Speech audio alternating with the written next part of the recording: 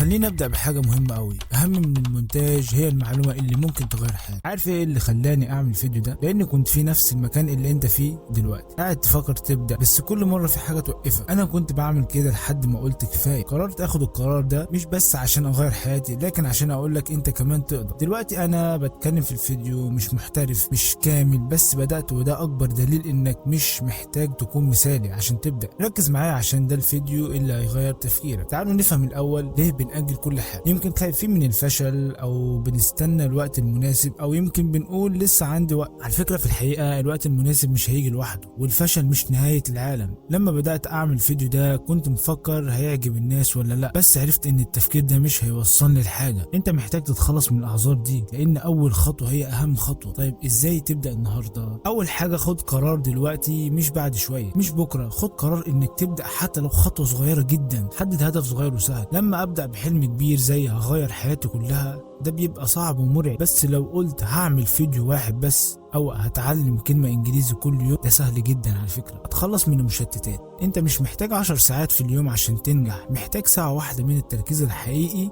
خد موبايلك اقفله وابدأ اشتغل على نفسك. اشتغل على نفسك يوم بيوم. النجاح مش بيجي في يوم وليلة. خد خطوة صغيرة كل يوم ومع الوقت هتلاقي نفسك بعيد عن النقطة اللي بدأت منها. حتى لو الحاجة اللي عملتها صغيرة قول لنفسك برافو، ده بيديك طاقة تستمر بيها. عايز اشاركك حاجة عن نفسي. انا قعدت سنين بأجل حاجات كتير في حياتي، كل مرة اقول مش وقته، لسه ما عنديش الامكانيات، لحد ما قلت كفاية كده حتى لو بامكانيات بسيطة جدا. وده الفيديو دليل اني اخدت القرار ده فعلا. انت مش محتاج تكون مثالي عشان تبدأ، المهم انك تبدأ وتتعلم وانت ماشي. ما تنساش الصلاة على النبي عليه الصلاة والسلام، دي بداية البركة في اي حاجة هتعملها. انت عارف الفرق بين اللي بينجح واللي ما بيكملش؟ الفرق مش في الذكاء ولا الحظ، الفرق في الشخص اللي بياخد الخطوة الاولى مهما كانت صغيرة. لو حسيت بالتعب خد استراحة، لو وقعت قوم تاني، بس اهم حاجة ما توقفش. دايما اسأل نفسك ايه اللي ممكن اعمله النهاردة عشان ابقى افضل، حتى لو حاجة بسيطة زي اني اسمع فيديو تحفيزي او اتعلم كلمة جديدة او ابدأ اكتب افكاري على ورقة